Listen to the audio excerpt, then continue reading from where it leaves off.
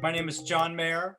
I'm the Executive Director of the Amesbury Carriage Museum, and I thank you all for joining us for this evening's program. I think, as Meryl said, we'll ask each of you to remain muted, and when Tom begins, we'll spotlight him so he can speak this evening without interruption. After Tom's presentation, we'll invite you to share some questions via chat.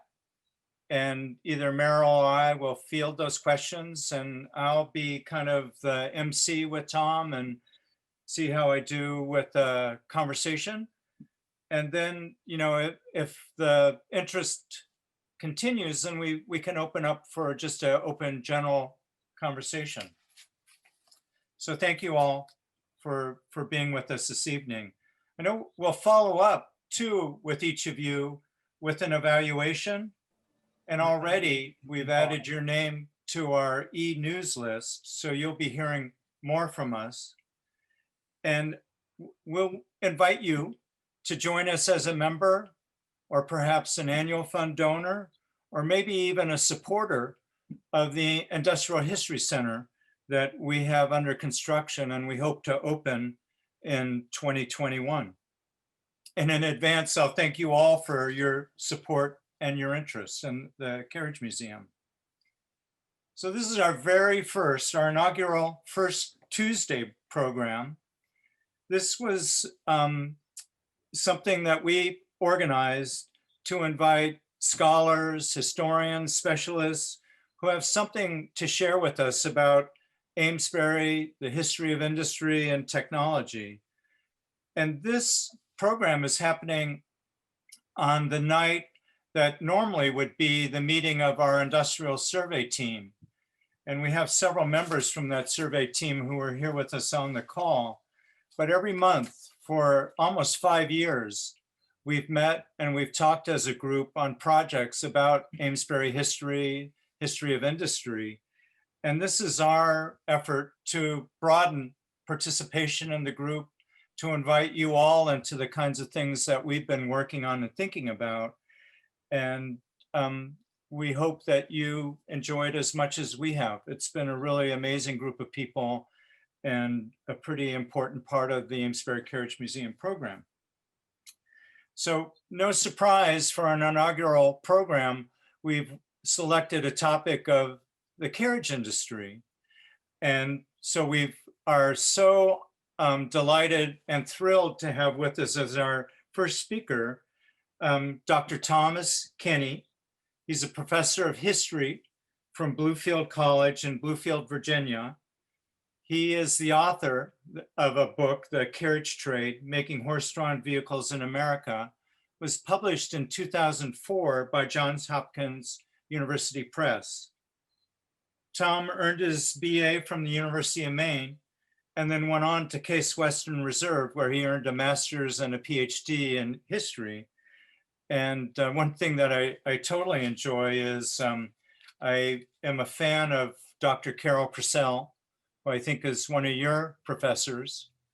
And Tom's work was sponsored by the Hagley Museum in Wilmington, Delaware, which is where I came to work on the East Coast in 1979, and then later got a master's degree through their graduate program.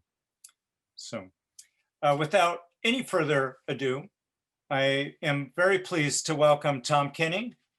And Tom, I'll turn over the spotlight to you. And you're All up. right. All right. Welcome, Tom. Thank you for joining us. Oh, thank you for having me. Let me, okay, there we are. Well, I look, that, by the way, the person over my shoulder is Daniel Boone, late in life. In case you're wondering about background stuff, I'm working from my home office in North Tazewell, Virginia, about half an hour to the west, of Bluefield. When John approached me about doing this, I was pleased to talk about my research, and was also intrigued that Amesbury is interested in a variety of sort of ground level historical things. We were both struck in our discussions about how many things we had in common, from brick making to local industrial history to a variety of other things. Let me give you my overview, if you will, of how I got interested in the horse-drawn vehicle industry and what's significant about the research that I've done in it. When I went to Case Western Reserve University in 1990, I had never been south or west of Boston. I'm from Maine, and it was a new experience for me going to the big city. And I knew I wanted to pursue advanced historical studies, and I was interested in particularly the history of technology. I had a professor at the University of Maine who had gotten me interested in that. And quite frankly, part of my interest in it was less politically polluted, if you will, with fewer agendas and that sort of thing. And I found that it was a group of scholars who were genuinely interested in the topic. There was a lot less axe grinding and vendettas and those kinds of things that are unfortunately part of academia. So at any rate, I began my advanced studies at Case Western Reserve University. I'll fast forward through the master's degree to the important business of choosing a doctoral dissertation topic. The requirements for which are enormously complex. It has to meet various requirements. It has to be something that you can research and get to. It has to fulfill numerous requirements, and it has to be something you can maintain an interest in over a period of time. And so I came from southern Maine. I have a background in hunting and fishing, working in the woods, that kind of thing. And I was really interested in logging, still am. But woodworking and that kind of thing was something that was also of interest to me. And one of the things that we had focused on in the program, which no longer exists now, in graduate school, was the process of industrialization. And what I thought would be interesting to look at would be a wood using or woodworking trade that went from a craft to an industry. Cleveland, has a surprisingly wide range of sources available. I felt hampered at the beginning, not being in New England, where I could have thought of any number of different things. I even thought about the brick industry, which I had personal experience in. Mm-hmm. A happenstance conversation with a fellow graduate student led to my discovery. She said to me, well, the carriage industry is interesting. It appears to have been quite big. I don't know that anybody's really done a lot with it. And on the basis of that, I began looking into it. And I found out, first of all, that Cleveland was sort of an average city level participant in the actual building of carriages. When it came to hardware and parts manufacture, they were a bigger player. And I also found that the trade literature of the industry was quite complex and varied, and they were sources I had access to. And so I began to plunge in. I started with the goal of explaining where these objects came from, because my survey of the literature and my knowledge of it prior to coming to this topic was that, like a lot of historical fields that focus on an object, it was very collector centric, very object centered. And that's great. There's nothing wrong with that. But I noticed that they always talked about, various fancy marks like Brewster's and Flandreau and that kind of thing. Or they talked about big factories like the Studebaker plant and so forth. But nobody really talked about how the things were made. In fact, prior to the appearance of my book, The Carriage Trade, the most recent manufacturing-based history of the horse-drawn vehicle industry was published in 1912. This isn't to denigrate at all the efforts of scholars before me, but I was looking at an aspect of this industry that had really not been systematically explored before, manufacturing. And so, having said that, let me pull up. John suggested I share with you some slides that may help illustrate what I'm going to talk about. Let's pull up the first one here, I think. There we go. Is that visible? It's coming. It's working. Okay. You got it. All right. There you go. We've got it. when you live in the boondocks, we are a minimum of 2 hours from anything down here in Virginia. In fact, we don't even get television reception because of the mountains, and so my internet connection may not be the absolute best. This is an image. Your internet connection is. This is an image from a English newspaper in the Is it still up? Uh-oh. Yeah, you're still there. Okay. This is an image from the 1840s in English.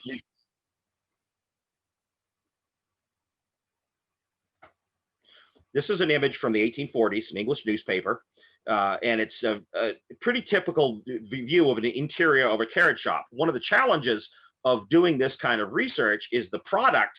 The carriages are available in museums. You can see them. There were contemporary catalog illustrations and so forth, but depictions of the early shops this is typical bench work, guys making carriages one at a time from hand. You can see the patterns up on the hanging up on the ceiling. This is from the same source, English newspaper. This is a way of shrinking metal tires onto a wooden wheel using the properties of heat and pouring water on the wheel. And this was done even when there were better ways to do it. It was a reliable way to do it. These early illustrations will illustrate the craft origins of horse-drawn vehicle manufacture, made in small shops by owner-operator, master craftsmen, working with journeymen and apprentices.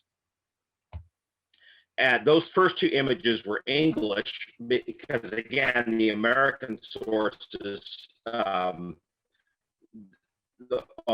illustrations are more primitive. This is from, I think, Hazen's Panorama in the 1840s, and it shows a wheel pit. You can see the wheel hub. They're pounding the spokes into the hub. This is, again, pre-industrial. What I found in doing the research was that the carriage industry was just like any other craft-based industry. Hand tools, making materials pretty much from scratch in small amounts. But Americans quickly developed, well before the Civil War, reputation for mechanical ingenuity. And of course, industrialization begins to play a role very early. These are some images I found from, they actually are probably, the source was 1850. I think they're 1840s image, 1840s vintage images, showing you some, for the times, fairly sophisticated machinery that allowed workers with less amounts of skill to make these various carriage parts. And again, this just happens to be a wheel manufacturer. And so I began to see the onset of industrialization in the 19th century. With the industrialization of the trade and greater sophistication, you also had, this was something unfamiliar to me. I knew about the mechanization part of it. I didn't know as much about this. They kept referring to something called the French rule. And all it simply was the, and the French were leaders in this, just like the French were leaders in the quest for interchangeable parts in firearms. The French applied the principles of geometry and drafting of the drafting room of Brewster and Company in New York. They had full-size drawing boards, chalkboards, and they would come up with carriage designs. And eventually the industry began to produce so-called working drawings. And if you look at the trade literature, particularly from 1870 onward, increasingly they published very, very detailed line drawings to scale with various elevations on them of different carriage styles, so that Joe carriage maker in Little Amesbury could copy what a London carriage maker made, or what a carriage maker in New York made. And this advanced drafting was a huge leap forward in design, in the ability to routinize production and that kind of thing. So that was an important discovery I made, is what the heck, what is the French rule and how it worked. There's an illustration I didn't reproduce for this talk in my book that talks about the process of drawing an oval. You can use a pencil and a string, or you can do it mathematically. And the mathematical drafting method is basically the so-called French rule.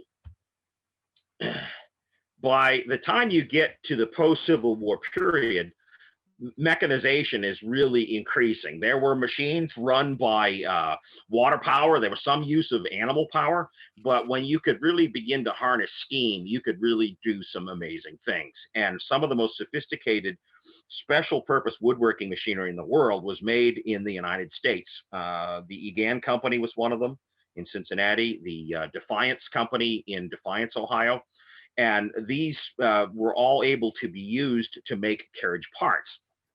Now, your average small shop, I found, had some mechanization, but the amount of specialization becomes considerable because your average small shop is not going to be able to afford to purchase all of the machines in this cut, for example, nor do they necessarily need them. However, another manufacturer might decide, I'm just going to manufacture wheels, purchase all the special purpose equipment, and as one of your local researchers has found, a lot of carriage makers were really carriage builders, and they purchased parts from what was known as the accessory industry.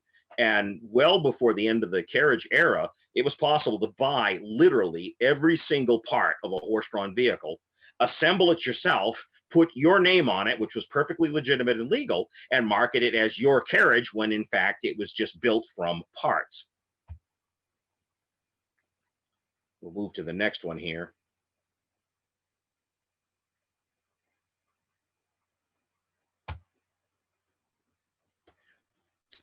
This is the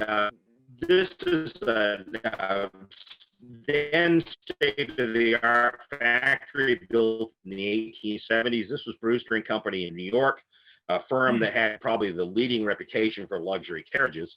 And the factory was multi-story, contained, the building is actually still standing. It contained what was then the latest in equipment and so forth. Brewster and Company did purchase ready-made parts. They also made things in-house. And this was one direction a carriage manufacturer could go in as he industrialized.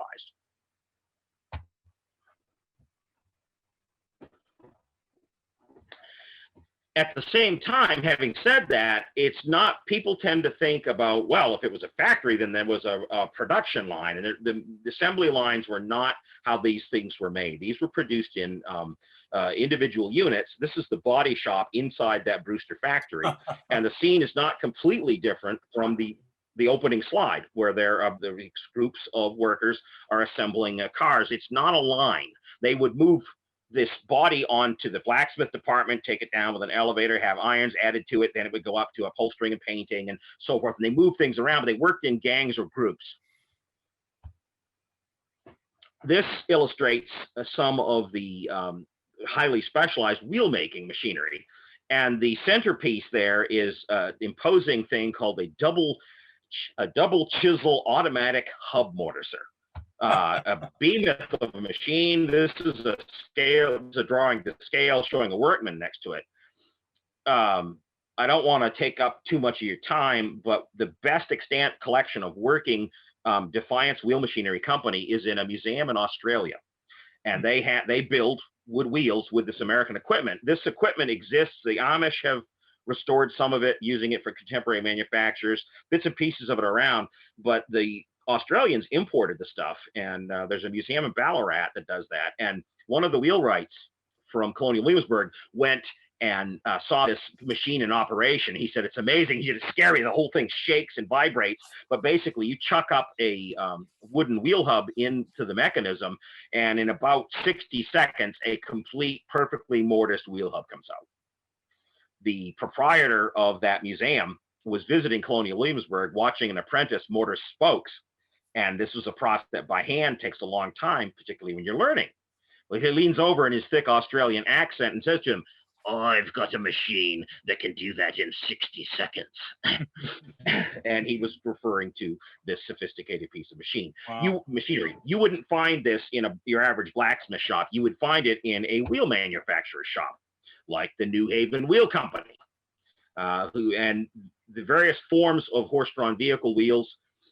There were various types of patents on the hubs and so forth.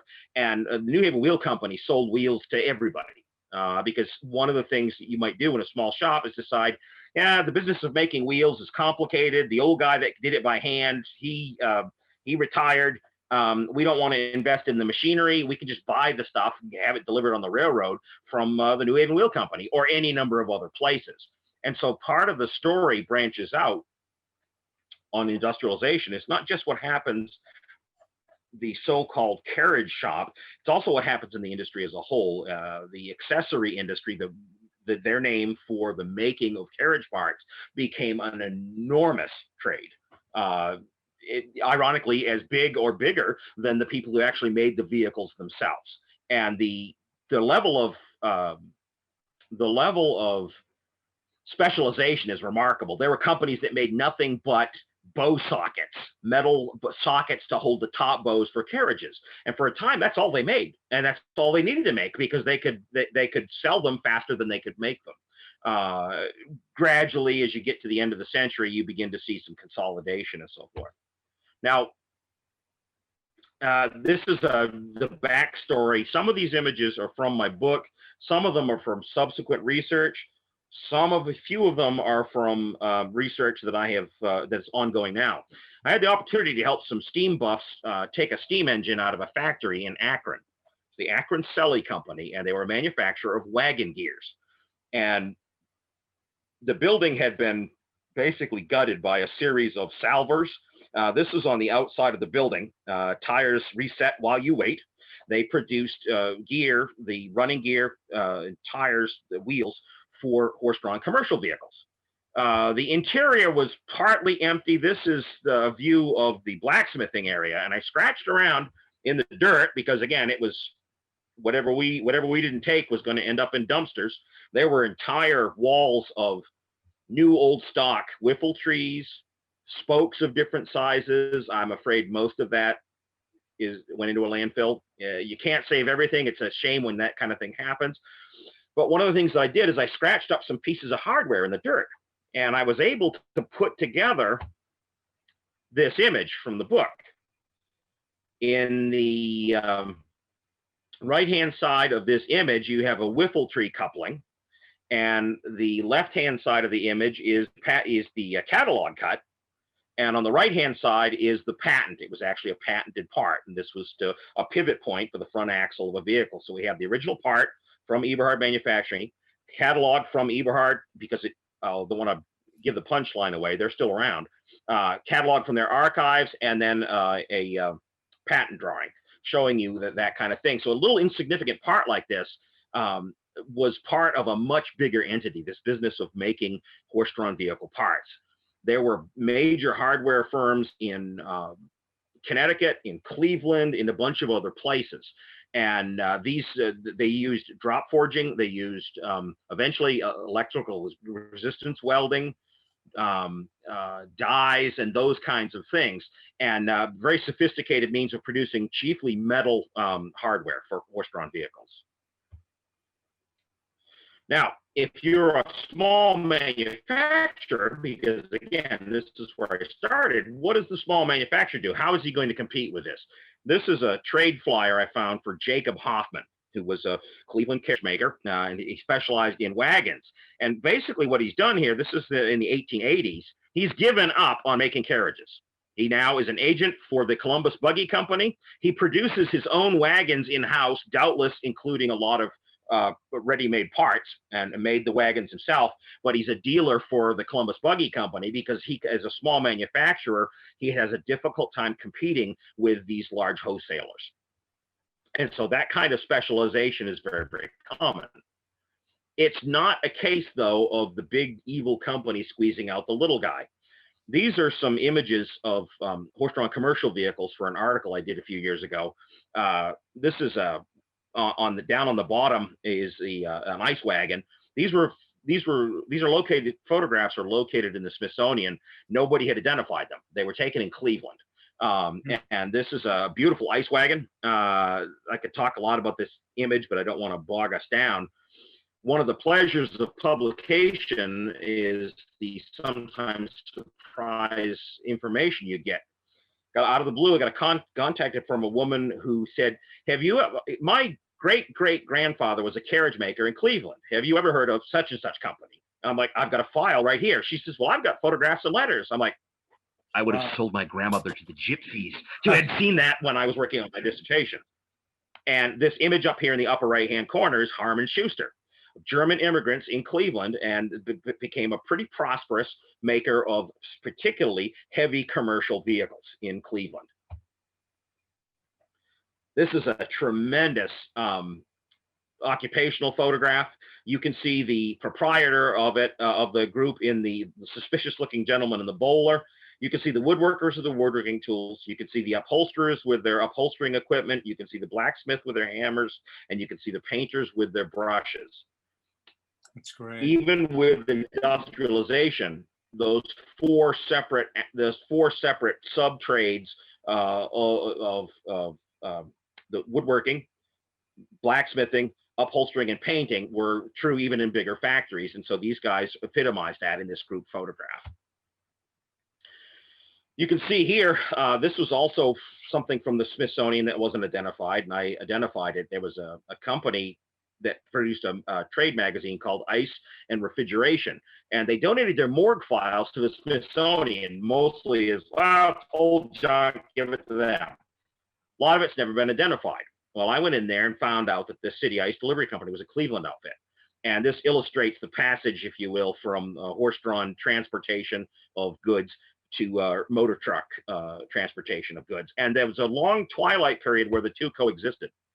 This, again, something I've written about a little bit, but the origins even of the semi-trailer concept is something that it comes from the horse-drawn vehicle industry. It's an early experiment with trailers pulled by motor cars, and it illustrates the semi-trailer principle.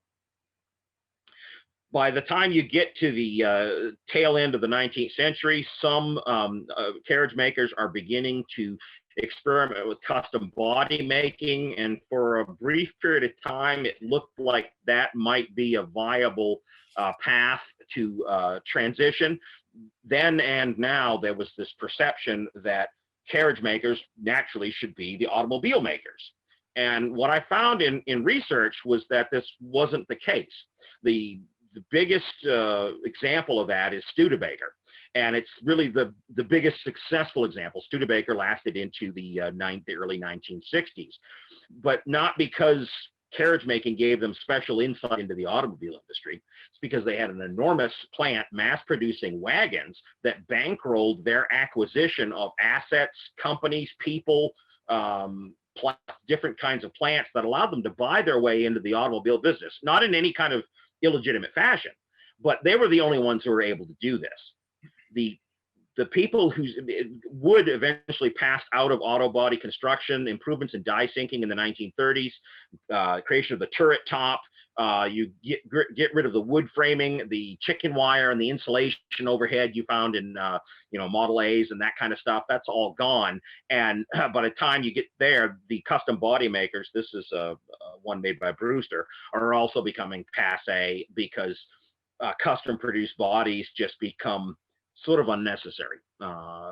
Very, very high-end firms were able to leverage this sort of bespoke kind of a thing. And there was a sort of a golden age in the 19-teens, 20s, and 30s, where some firms, various different places, some of them former carriage makers, were able to make automobile bodies.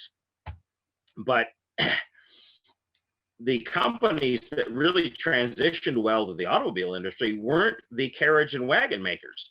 They were the hardware manufacturers. As I was researching a couple of the hardware companies that were in Cleveland, Eberhard Manufacturing Company and the Cleveland Hardware Company, I was looking through city directories, and then I'm looking through phone books, and then I'm calling them. I had assumed that they had gone out of business, as so many did in the Depression.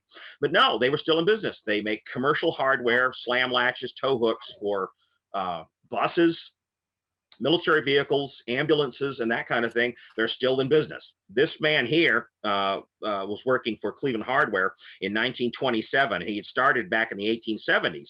And the reason these hardware manufacturers transitioned and survived into the automobile age is that it was the material they worked with and the types. They understood drop forging, they understood machining, and you can go and transition from making drop forged wagon parts to drop forged automobile axle subassemblies very, very easily.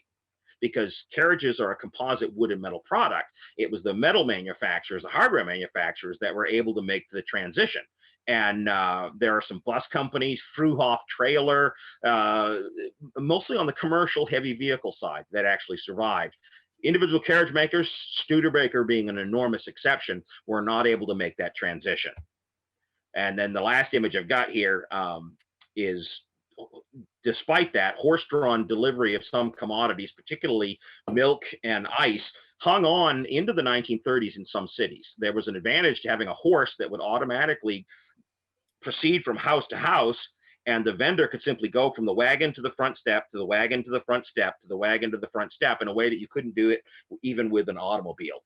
And the real last hurrah for that was World War II, when some delivery fleets still had their horse-drawn equipment. They'd switched over to automobiles, and because of gasoline rationing, they ended up using horse-drawn vehicles again for a brief period of time. So the moral of the story is that the manufacturing side of it confirmed some things that we thought we understood about the manufacturing process, the process of industrialization.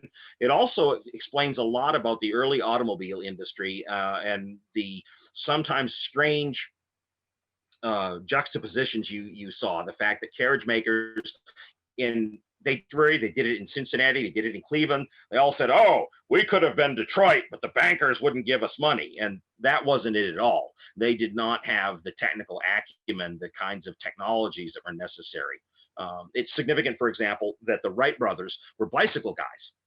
Chain drive, tubular frame construction, that kind of lightweight construction was very, very applicable to airframes. It was also applicable to early automobiles, and the people who had that were the hardware manufacturers, not the carriage makers.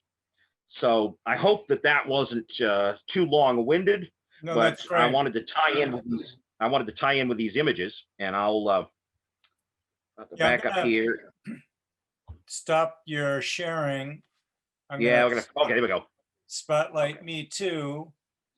And I'm going to just add a couple, I wonder if we can both be spotlighted. There we go. Thank you, Tom. We're enjoying pretty much that same story, working from, the craft built era into kind of a more rationalized, systematized way of building carriages that transitions to auto body building in Amesbury and then ends pretty quickly in the 1930s. So it's, I think you're reinforcing a story that we're feeling is similar or familiar in Amesbury. If you were going to continue your research in carriages, just out of curiosity, what were some of the things that you felt you left on the field, if you will? Well, there's a number of things, because anybody who compiles material for a publication compiles way more than actually sees print. And I've had the pleasure of presenting some of that research for a second book on the Brewster and Company and the other Brewster firms in New York. Also, they asked me, and this was a collector organization, the Carriage Association of America, that tends to gravitate towards high-end luxury vehicles. And I really felt that one of the things that's misunderstood about horses and horsepower is how important they were in cities. And I think that commercial vehicles, which tend to be of lesser collector interest, were absolutely vital. And I did a piece for World on Wheels on horse-drawn commercial vehicles, and brought up some of that Cleveland stuff that I had to take out of the manuscript for the sake of length. And I've got access to some diaries and photographs that I'm planning on using for some upcoming publications. And so there's still a lot of things to chase down. And obviously, when one does a work like this, you hope that it'll inspire other people to do the same kinds of things. Mm-hmm. I had a very specific question. That engraving of the Brewster and Company factory, and it was New York? Yes. What was the date of that? That was the factory was built in the 1870s, and that came out right after the factory was built. Okay. The building is still extant. It's actually I think it's condominiums now.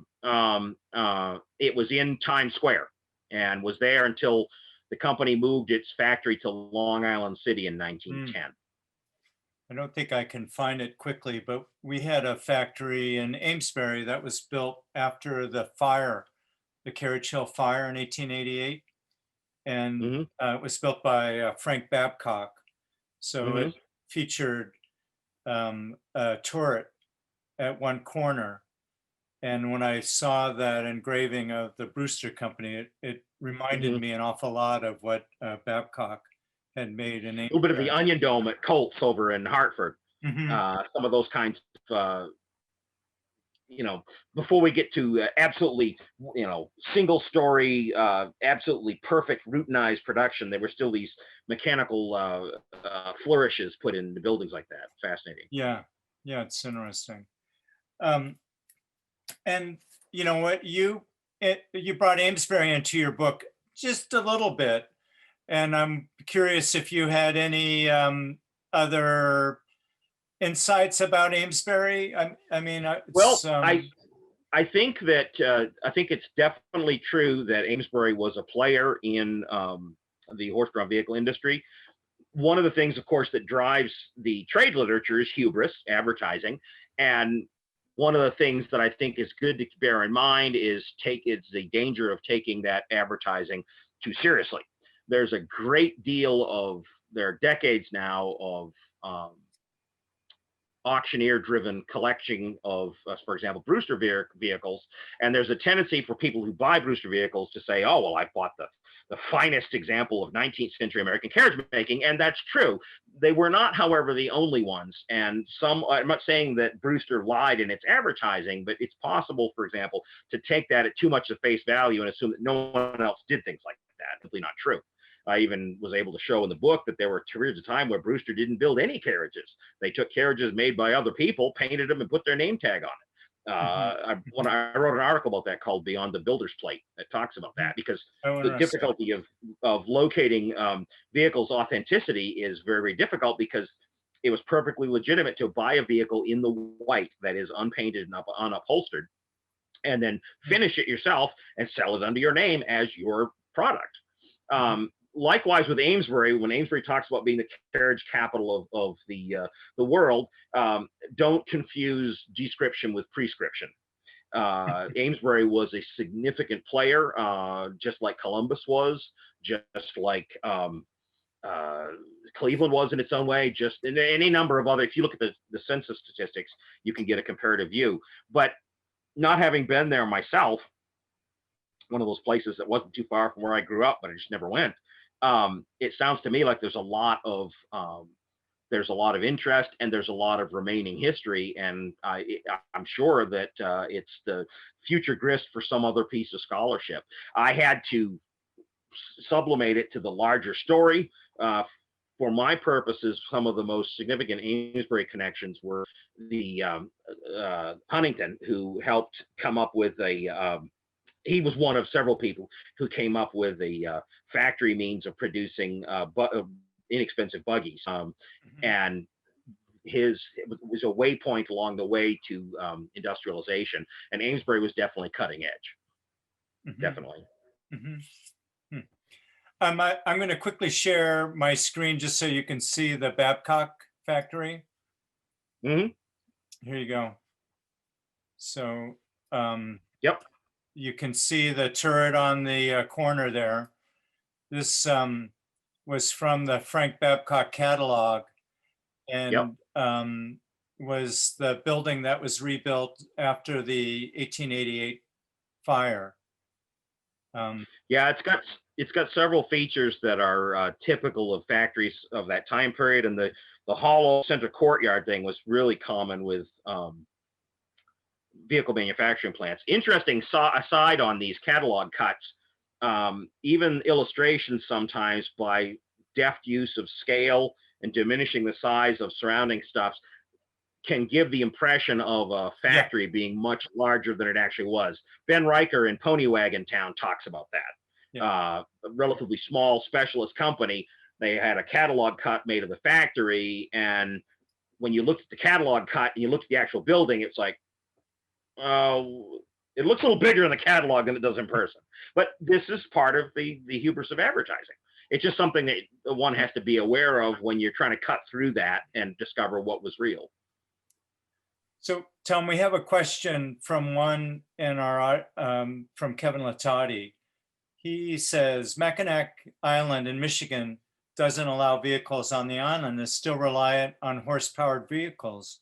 Where are they getting their carriages? Are they making their Well, own or finding refurbished older models? the Amish, when the biggest, largest contemporary group of horse-drawn vehicle users today, started out in the 50s and 60s with old stuff out of people's barns, but gradually the need to supply young married couples with new buggies meant that they began to produce these themselves, and they have ball-bearing axles, hydraulic brakes. Um, States tried to get them to adopt electric lighting. I was contacted by the Virginia Tech Cooperative Extension because presumably because I'm an expert on horse-drawn vehicles, I would know how to make the Amish use brake lights. Sorry, guys, I can't do everything. But I suspect that what you probably see in a place like Mackinac Island is probably some historic vehicles and possibly some newly manufactured ones, because some of the Amish are sort of replicating in small shops a lot of the old equipment, and they're making reproduction vehicles, some of which are sold outside the Amish community. That would be my suspicion. Mm-hmm. Mm-hmm. And Ron Kledinsky, good for Ron, is saying, come to Amesbury. We'd be glad to show you around and tell you more about the history that we're learning. Oh, I'd love to be able to do that. I mean, this is great as an accommodation for all this COVID business, but there's nothing like actually going to the place. And I guess I put a plug in here. One of the things that for me as a scholar is to have access to information. And sometimes scholars have a difficult time breaking into collector circles and also museums. I paid $250 sometimes for a single image for my book, because museums understandably need to have an income stream, but the fees for illustrations were so prohibitively high that I don't have nearly as many illustrations as I would like to have in the book. Right.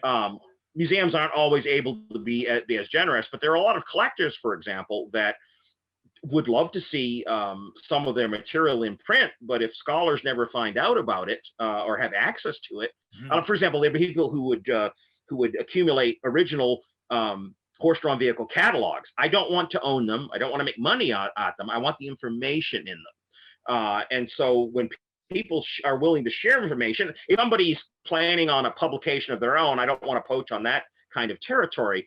But I'd like to encourage people who are interested in this, that have information, make it available to people, make it available to researchers, right? Because there's some tremendous stuff out there, but it's hard to find.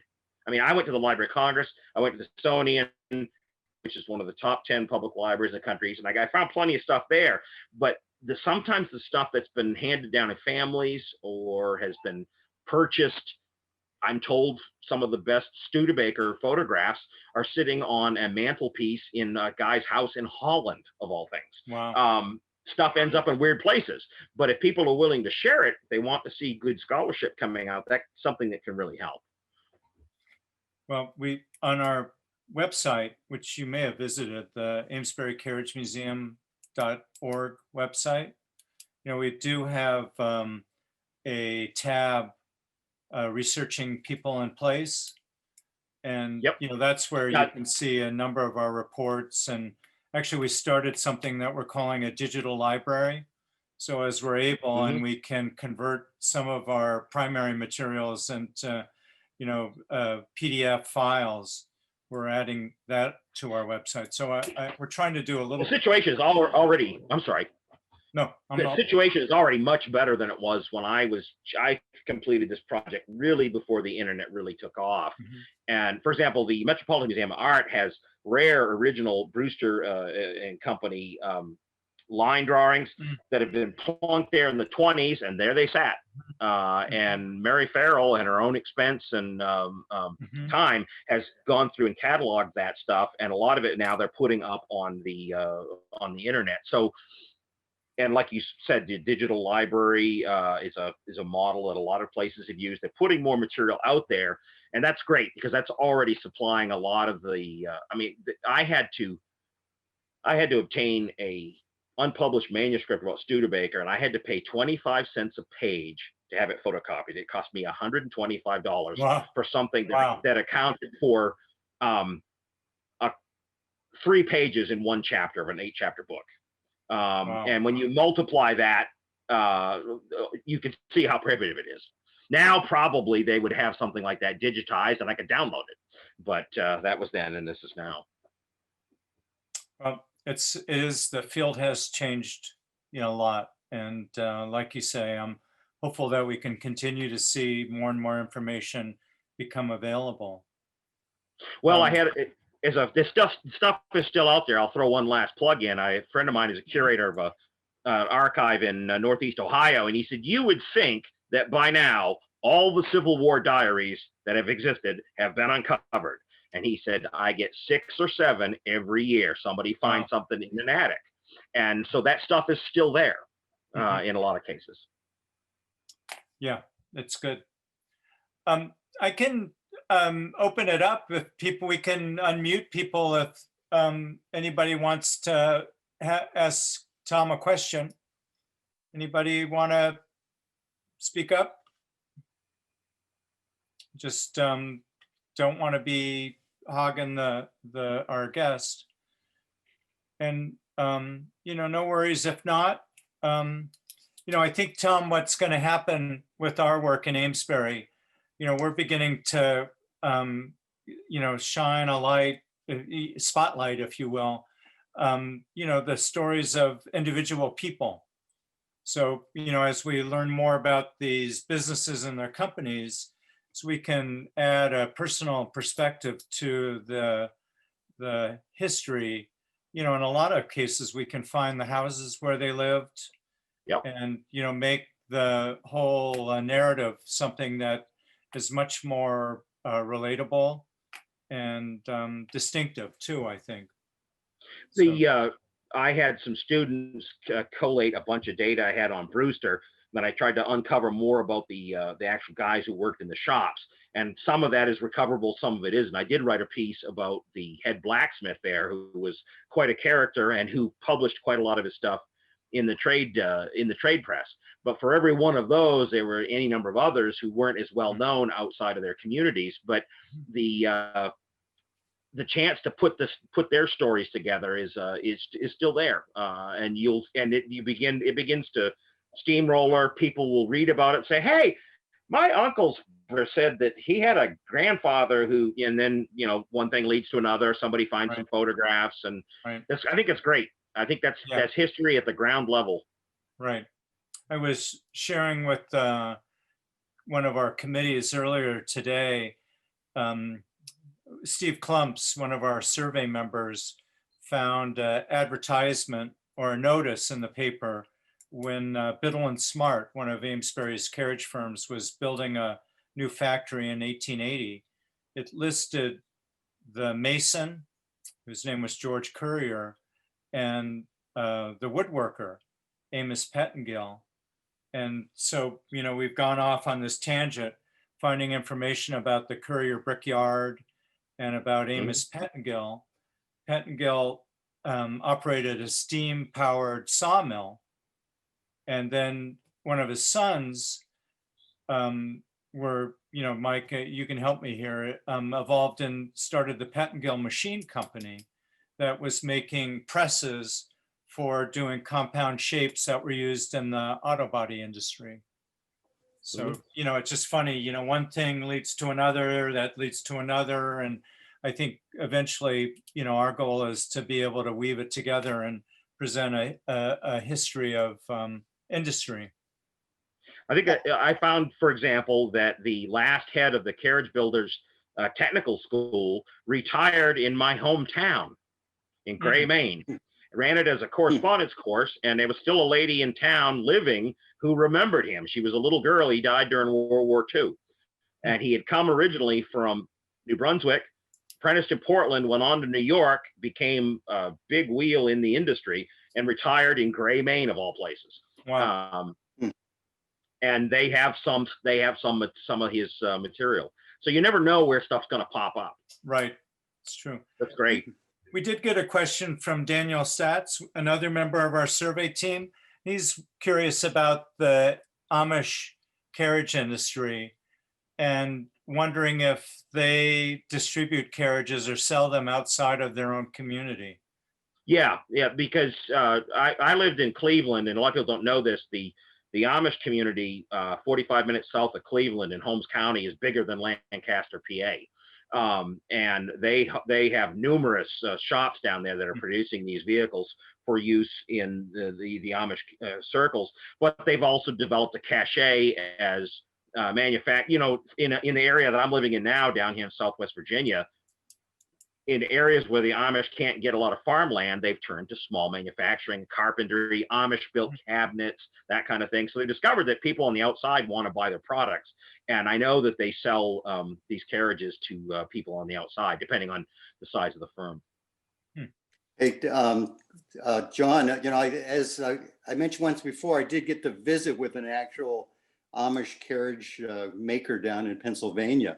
And it's interesting because his new line of business, I don't know if he so much sells the carriages that he makes outside of the Amish community, but what he does is he does restorations of carriages for all kinds of people, museums, as well as wealthy owners throughout the country.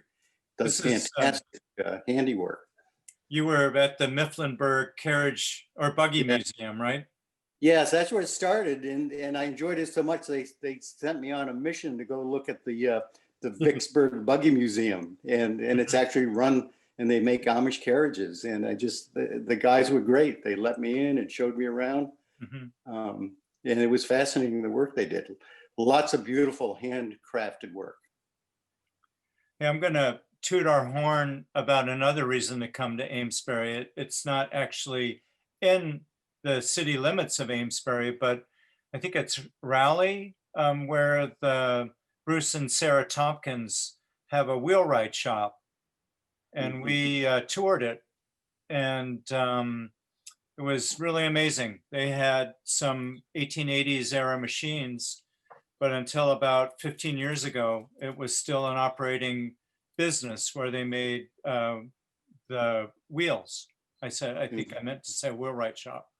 Yeah. So it's Interesting. nearby. John, I have a question for Tom. Yeah, Larry. Okay, so I'm curious, you talked initially kind of about specialization where a carriage builder would actually not so much make everything, but acquire the different parts and components from specialized builders of these things, and he would assemble them and sell the carriage. And, it's funny because kind of thinking on what happened in Amesbury when the automobile industry started, Amesbury did actually build some bodies for manufacturers in Detroit. And I think that they would actually send the chassis out to Amesbury, and they would build the bodies. But it seems like kind of the death knell of it was when they decided to vertically integrate. When they decided that rather than be shipping things all over the place, that it would be better just to build everything in Detroit. And I suppose the prime example of that would be the Ford Model A or Model T. So anyway, it seems like it wasn't a straight line, that oftentimes industries would change from being. Yeah, there's nothing predetermined really about the trajectory of it.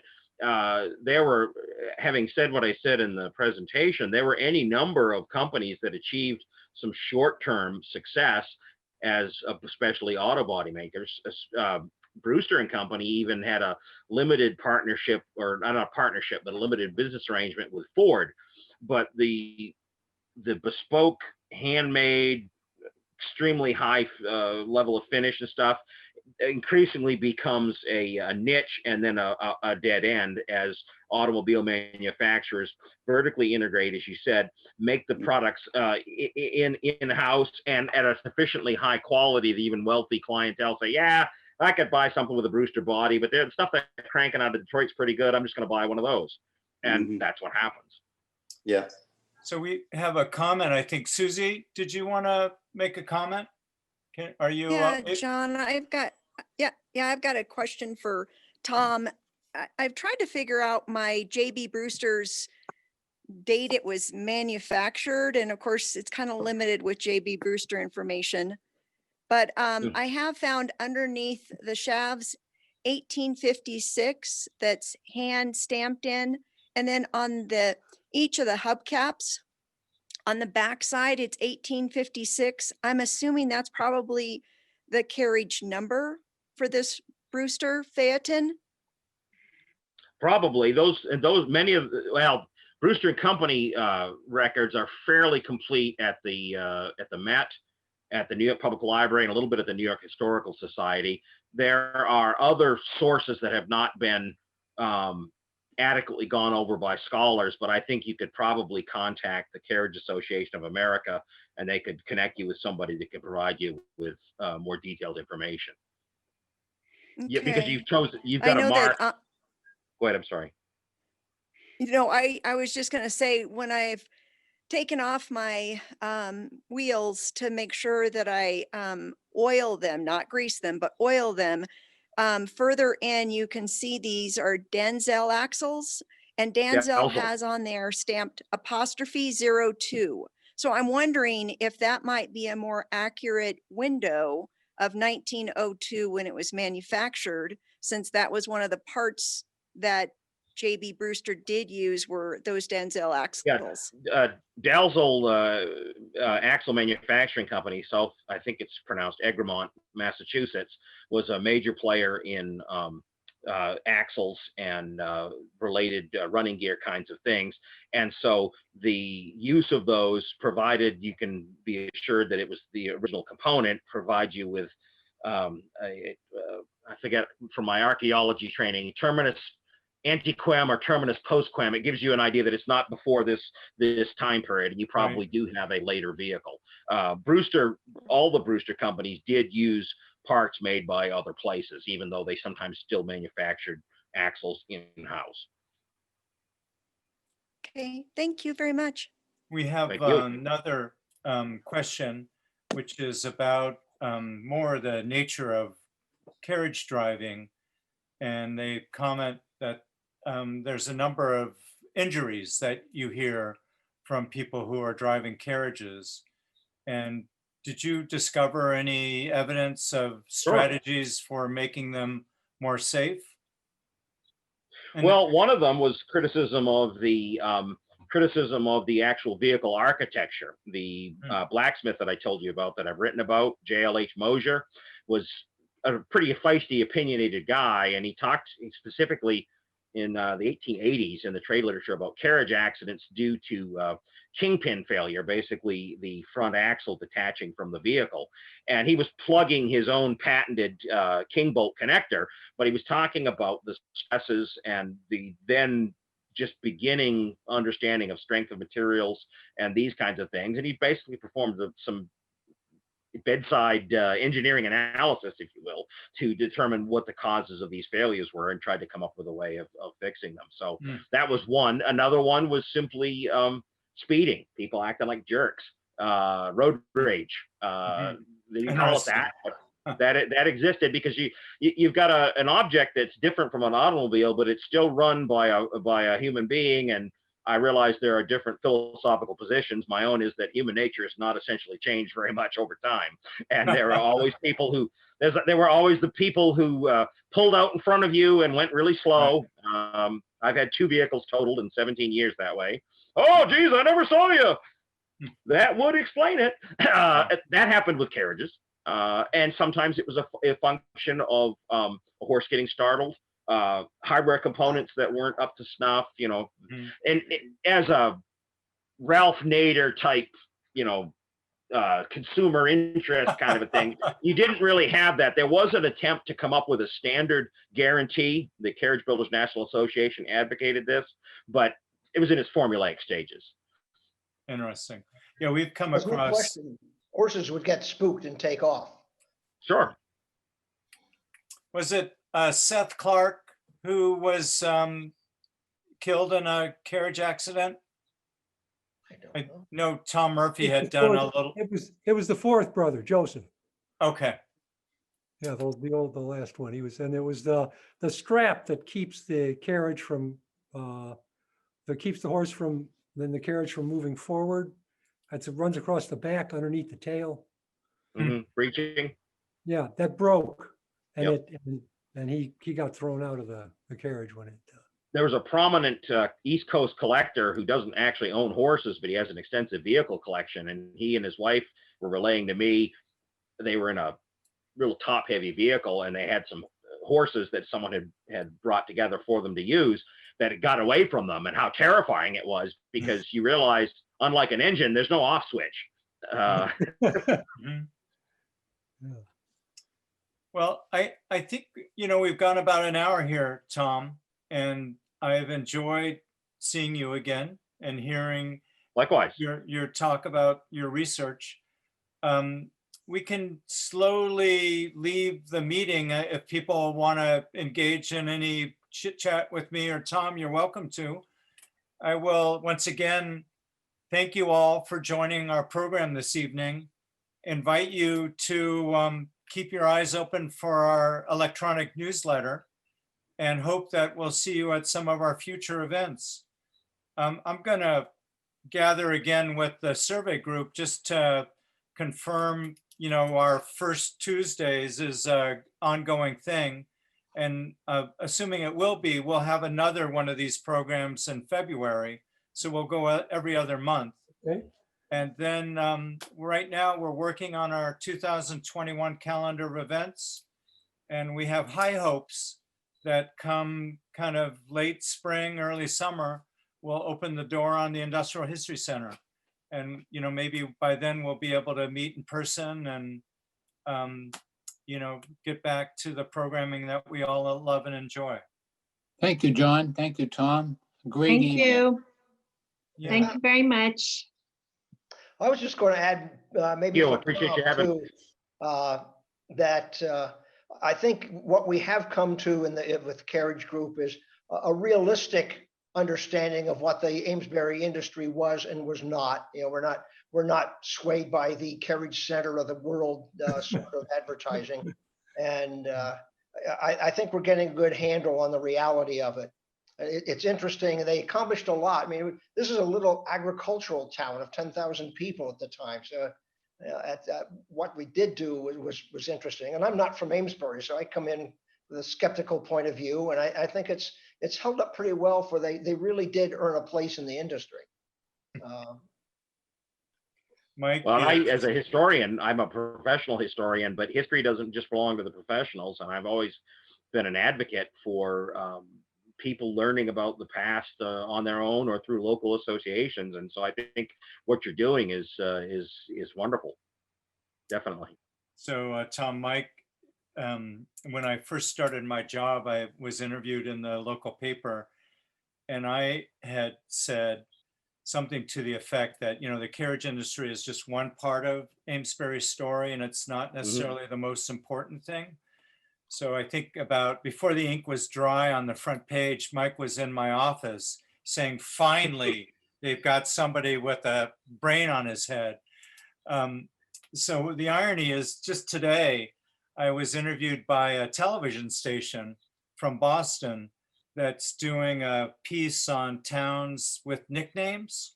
So it's going to be kind of a quiz, can you figure out which is Carriage Town, USA? So he was asking me my perspective about that, bit of hyperbole. And I think I've, had a little bit of an awakening. And, just the fact that the amount of people involved in that industry and, how integrated in our community carriage making was, it may not have been the single biggest thing in the world, But, you know, it was really an important part of the way our community survived. And we had shops with 1 or 2 makers and as big as 100 or more. So there was a whole range of strategies that people were using to make their life. You know, some guys would make one a year and they'd work at the hat company or in the textile mills or on the farms. So, you know, there was just something about the industry that was woven into. Well, that was one of the paradoxes I try to cover in my book, is that with industrialization and that kind of thing, why is it the Cleveland Directory for 1890 had 60 different small companies in it? Because actually the advent of ready-made parts allowed smaller builders to compete with bigger name people because they could outsource some of their supplies. And so actually it wasn't a case of the giants putting all the small ones out of business. It's just like it's possible today to compete with Walmart, depending on how you do it. It was the same way in the carriage industry. And so you have little mom and pop operations that sometimes ended up being quite successful, despite the existence of much larger factories, which in your case of Amesbury might even be just down the street. Yeah. Yeah. Well, Yeah, it's fun. Amesbury had a very simple business model. It was inexpensive to replicate. You could fund it with several partners, family money, local banks. We had manufacturers banks. It was accessible, and they worked out a system that was simple and accessible, and it was synergistic. It was not competitive. It was cooperative. So that after the actually in the article you'll see some of that. After the Great Fire, nobody was out of work. They moved into other people's shops, and the business just kept going. They did operate on a cooperative basis. That Part of what made it function. Yeah. was a common feature actually of the trade at large. The bonhomie or esprit de corps, or whatever you want to call it, Brewster and Company was lauded by European design people. They had a booklet of testimonials from all of their competitors from around the country, congratulating them on this. And while these people were all in economic competition, there was still a sense of fair play, and the business of someone using someone else's location after a fire, that occurred so many different places. So you're definitely seeing something that Amesbury was part of something bigger. Well, Tom, I want to thank you very much for being with us this evening. Thank you. Thank you for And, having me. I appreciate it. Oh, thanks a lot. Yeah, we Yeah. will be in touch, and you know where we are, and hopefully on your way up to Maine, you'll stop by sometime.